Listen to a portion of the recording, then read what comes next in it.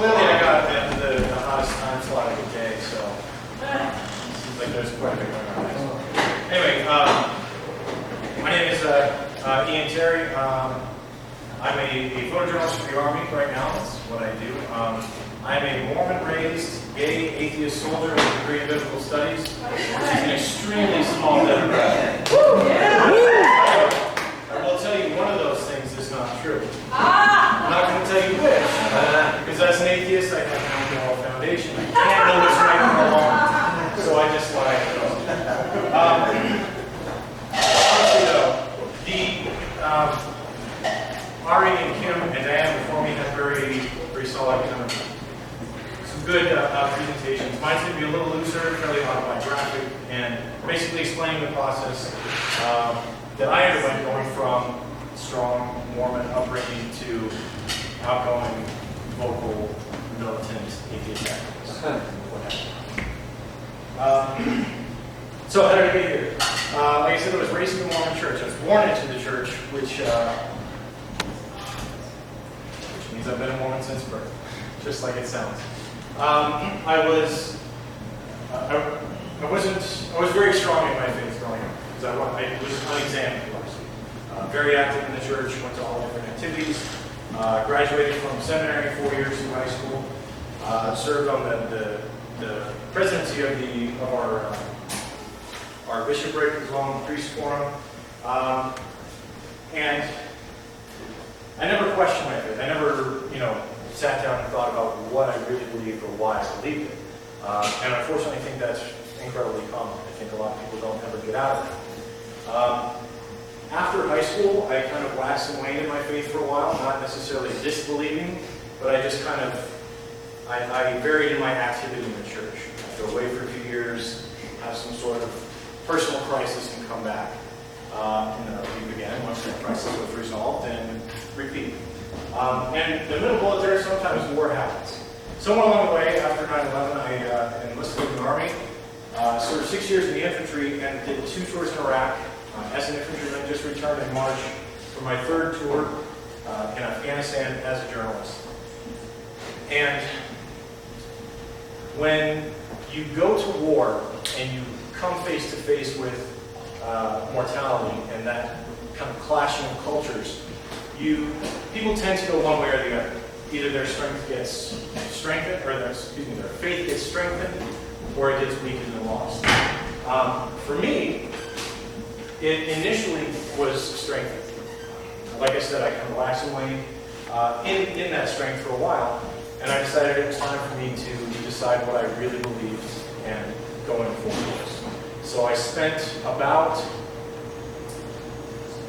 the second 7 months or so in Iraq, my first time around, doing nothing but, well, outside of kicking indoors and killing bad things, nothing but studying the Bible, the Mormon religious texts, read, picked up a number of texts. I read and read.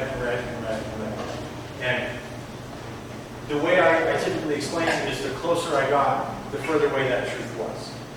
The more examination I put to my beliefs, the more I scrutinized my beliefs, the less they held up and the weaker they seemed.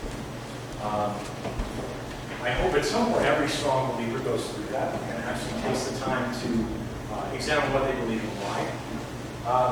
Unfortunately, many people don't, and we feel that across the globe as far as how religion influences people's daily lives.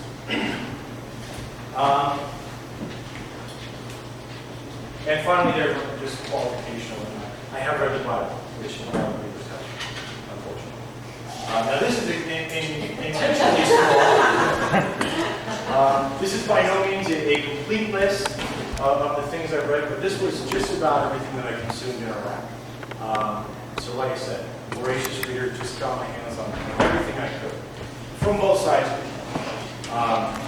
Again, I went into this quest with the goal of strengthening my faith and really understanding what I believed. It was a fairly natural byproduct of examining those beliefs that I came to lose them. And the top couple there are highlighted. Not that they're the most important by any means, but those are 4 that really hit me hit me personally, kind of hit me hard. The first one is Drunk with Blood, God's Dealings in the Bible. Is anybody familiar with the Skeptics Annotated Bible online? All right. It's, and you know, there are innumerable online Bibles, but this one is very kind of, all right, let's look at this, and it's objectively critical of the content, rather than just taking things as written and taking things on faith. And the author of that website, Stephen Wells, basically wrote a book with very little commentary. A lot of the criticism is, oh, it's just, you know, an angry atheist shaking his fist at God, which, you know, says they have no real concept of what atheism is. But it's just a chronicle of all of the death and destruction brought about either through God's people at his command or directly through him. And just taking biblical numbers alone with no estimates, the score is Satan killed about 10, and God killed about 2.4 million. If you add in some estimates for the flood and whatnot, that number jumps by about 20 million. And then if you look in Revelation at the winepress of wrath, and do the math for the height of blood and whatnot, the death of 24 trillion or so additional humans will be brought about in the end of times, which I suppose means Jesus and God are going to create people just to kill them to do that, which is unfortunate. Anyway, some of these, I can do this, I think. This one here. Anybody familiar with Bart Ehrman? Okay, one of the most influential writers / professors in my quest. He is or was an evangelical Christian who went to Moody Bible College, and I think fundamentalist, believed every word. Decided, kind of like I did, to really examine those beliefs, and he got to the point where he's a New Testament scholar, and he's a Greek linguist. And if there's anyone you want to go to who has experience and knowledge of textual criticism and New Testament manuscripts, he's the guy. Because I had never really looked at what the Bible was as a whole, how it came to be. A lot of people have. It's not just a book that showed up one day, here's the Bible. I mean, it was obviously written over thousands of years, edited, revised, translated, times however many. So Bart Ehrman's books take a close look at what these manuscripts say, what the differences are between them, and just New Testament manuscripts, the variations between them, which is to say, you know, the differences between those manuscripts is hard to number, but it's greater than the number of words in the New Testament. So, obviously, you know, nobody was reading. There was clearly no divine inspiration on how to put down the right words in a universally understandable way. So read all those books. And he touches a lot on this as well. He also does some. He's a professor at Princeton, or was at Princeton. He's at UNC, Chapel Hill now. But these are things that a lot of people take for granted. You know, a lot of believers take for granted. They don't have any knowledge of or desire to have knowledge of. How did we get, you know, the Bible we have?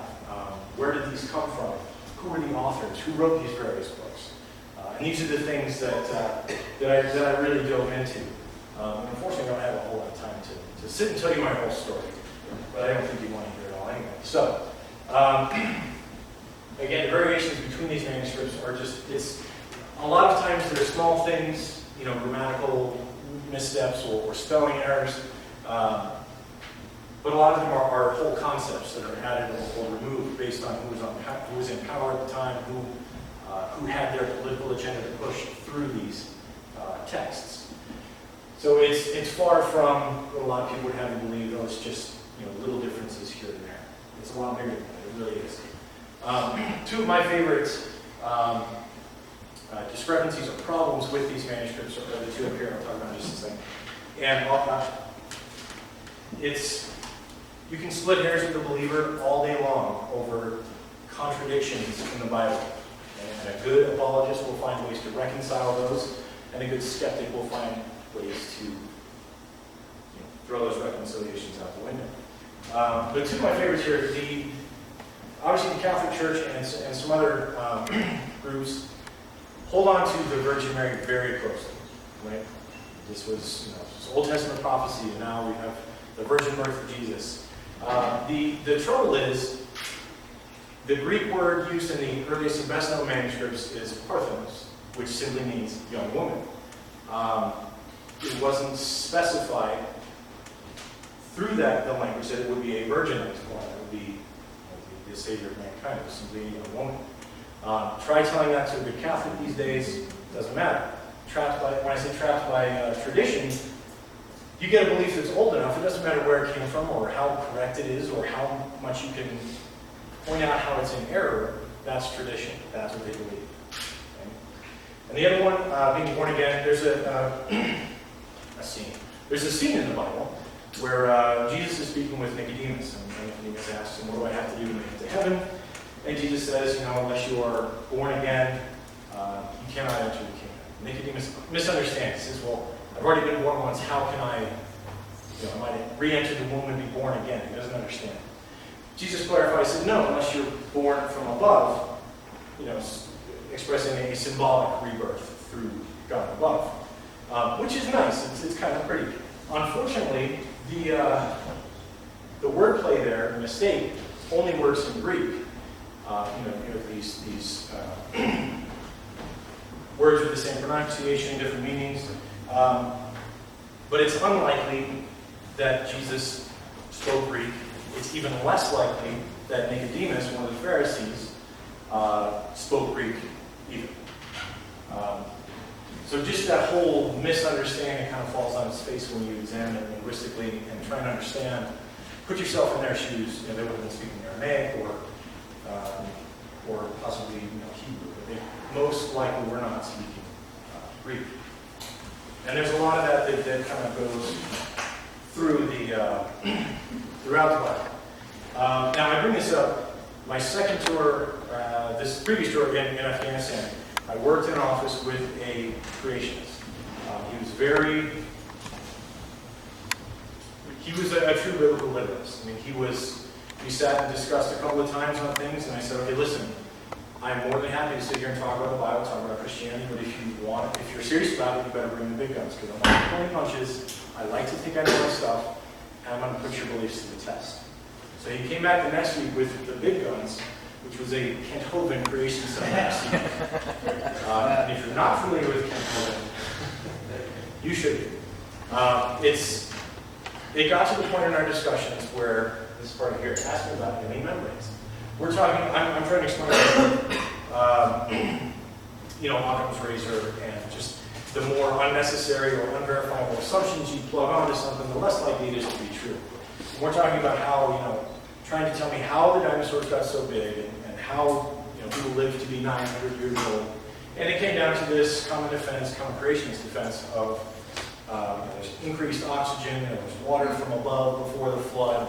And so we went through this entire thing. It was a very long and arduous discussion, so I won't relay the whole thing here. But his final conclusion was, well, there must have been water surrounding the Earth encased by some sort of membrane with alien organisms inside to project the sunlight, so to keep it how it needed to be to work. And that's just unfortunate. If you are so unwilling to concede that you might be wrong, that you create something like that to defend your beliefs, I don't want to say there's no hope for you. Hopefully, he's seen the light, and no, he hasn't. We're still in touch. But that's a systemic problem in Christian or in believer circles, is not examining those beliefs, not being willing to concede you might be wrong. I touched on these a little earlier about how much love God shows in the Bible. Now, the people will sometimes concede that, kind of the more progressive Christians or whatnot will concede that you can find morality in the Bible, even though there are all these bad things. You look at this verse, look at this verse, look at this verse. So ultimately, they're cherry picking for the verses that they think are worthwhile, which means they're exercising their own judgment to supersede what God says in the Bible. And once you get to that point where you're deciding for yourself what's right and wrong, I think God becomes unnecessary. So it's again, that's another thing that makes people a little uncomfortable, because they start to get to a point where they come to some sort of reason, but they always fall back on Bible knows best, God knows best, whatnot. I don't know how to make a new slide on here with the same formatting, so this is just jotted this down as I was listening to Diana and Rory as well. When you look at politics in the Bible, people who, certainly conservative Christians today, who try and pull their policies and whatnot from the Bible. I mean, you talk about Jesus and socialism, you can go all the way back to the Mosaic Law, the law of consecration, which, spell it out, is communism and socialism, to each according to his ability, or to each according to his aim, from each according to his ability, right? So this assumption that Christianity in the Bible supports their agendas as capitalists or as free market enthusiasts, just kind of falls on its face. Running out of time here, but the slavery, murder, misogyny, there's so much horrible stuff in the Bible. It really is just awful to sit down and read it cover to cover, or just to look for those things. And it's the kind of thing where the Bible is such a massive book that you can find whatever you want, really. If you have your end state already laid out, it's easy to find something that supports whatever it is you believe. Even contradictory, conflicting things, you can find support for any of them in the Bible. That's kind of hard to see. Has anybody seen this before? This is from Project Reason, from data compiled through Steve Wells again. Each arc here denotes a contradiction with another verse in the Bible. And here's the list of all the verses in the Bible. The bars here denote the length of that chapter. And the next one, to get a little closer here, hundreds and hundreds of arcs from any particular verse that doesn't square with some other verse. And it always drives me nuts when people insist on the inerrancy of the Bible, or some sort of way to reconcile these things. I look at Dostoevsky, right? Read any of his books, which are close, maybe perhaps close to biblical. But you'll find far more consistency and lack of contradictions in any other great work of fiction, and certainly non-fiction, than you can find in the Bible.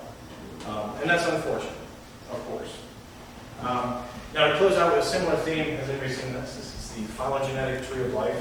To zoom in a little bit here, each one of those lines on the outside is a different species, and it all converges to that first form of life. Not directly related to what I'm speaking of before. But I wanted to end on a note that Kim would appreciate, because I knew she was coming back in. No, I didn't. But this, to me, is so much more beautiful than anything that you could find in any religious fiction, in any religious history. Just understanding our place in the here and now, how we relate to everybody else, it just, to me, makes so much more sense, and is so much more unifying than anything you can find in any religion. I guess it's a little presumptuous that anyone will actually want to contact me for this, but if you would like to, again, I wish I had more time to just kind of drone on about these things. But the ultimate, really the point here is, it is possible for someone who believes wholeheartedly to have that belief system turn upside down and not lose their life over it. I'm much happier, much more content, much more confident, and a much better person because I lost my faith than I ever was when I was a believer. And I think that's largely because I find it more virtuous to question claims, to investigate the veracity of claims, than it is to accept anything on faith. My goal is to believe as many true things and as few false things as possible. The only way we can do that is to really look at what we believe and why we believe it. That's all I have.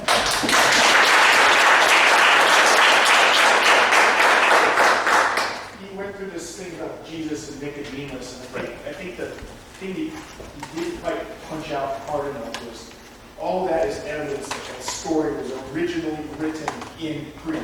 Right. And therefore cannot have actually happened. Right. Because that Jesus and Nicodemus did not speak Greek. All right. So I lived in Utah for a time, and my understanding is that leaving the Mormon church is especially difficult socially. Did you experience anything like that? Fortunately, I didn't. Leaving the Mormon church is committing social suicide in almost all cases, because the Mormon church is much larger than just meet together and mass for an hour on Sunday. 3 hours a week at church, youth group dances or whatnot during the week, seminary every day of the work week. Your entire social structure is built around the church, even down to the Cub Scout, Boy Scout troops that I was raised through as well. But because I was so far, I joined the Marine Corps right out of high school and been away from home for about 15 years before I really had this crisis of faith. So I didn't experience that. I have lost a couple of friends over, friends I hadn't known in 10 or 12 years who we kind of reconnect and oh, atheist, no, never mind. And that's unfortunate. But no, fortunately I didn't experience that too much. Yeah? I'm wondering, given your own personal experience, what you think seems to be triggers for fundamental, particularly really devout people, realizing, wow, this is not what I can reasonably believe anymore. And I think Bart Ehrman, who I'm a huge fan of, I think he's one of those things, like I don't think you can listen to some of his teaching company courses and end up an honest Christian at the end of them. Right. But I don't know, like other people, like it seems like there's a real variety. Like some people have this problem of evil, and some people, I don't know if you have what do you think tends to be the big triggers for people? I don't know. For me, it really was reading the Bible. It was looking at what was actually there. Because I look back on my time in the church and again, believe me, Brandon. Certainly, you talk about Michael Shermer, you talk about skeptical thinking, you talk about examining what you believe and why. My guess is there are a lot more atheists in the pulpit these days who, for me, it wasn't very easy. It wasn't very difficult to leave my faith behind because I was so far away from it. But there are people, especially people in pastoral professions, who they give up that belief publicly. They lose their job, they lose their livelihood, they lose their friends and family, and it's very difficult. But I don't think you can pin down one thing, which is good because that means there's so many things that could cause that to happen. How did you, I kind of have a similar story, but after you go through the logic and reason, there's still an emotional component. How did you deal with that? I was in Iraq, so I was already pretty emotionally taxed. So crying about one more thing as I went to sleep tonight was not a big deal for me. It was a very slow thing. It wasn't just, I don't want to believe. It was kind of oh my God, there is no God kind of thing. It crept up on me a little bit, but it was a slow process and one that I felt that I could emotionally and intellectually defend once I came to that conclusion.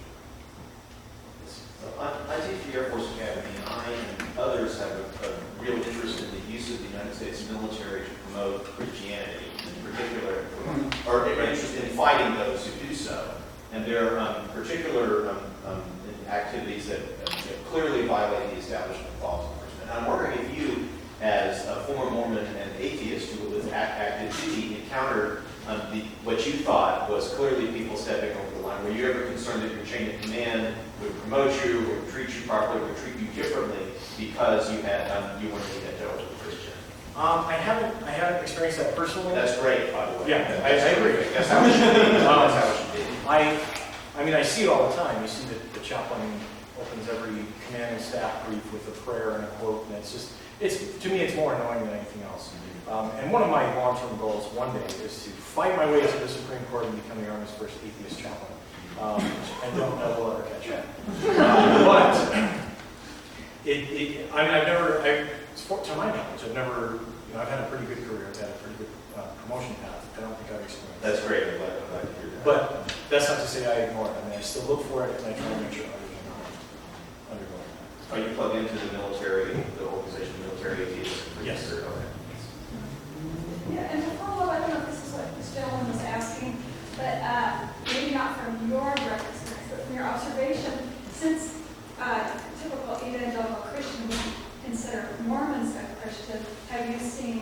Mormons not fit in with that? Yeah, I certainly have.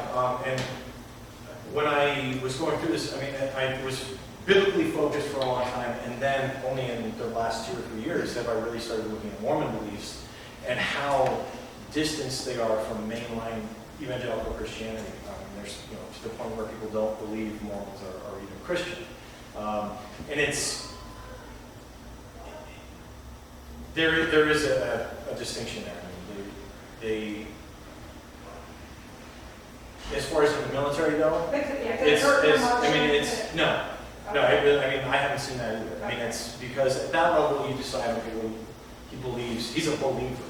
It's kind of a believer versus non-believer type. So I haven't seen that. We are out of time, and it's actually time for lunch. But we're following by lunch, so you can stay and ask as many questions as you want.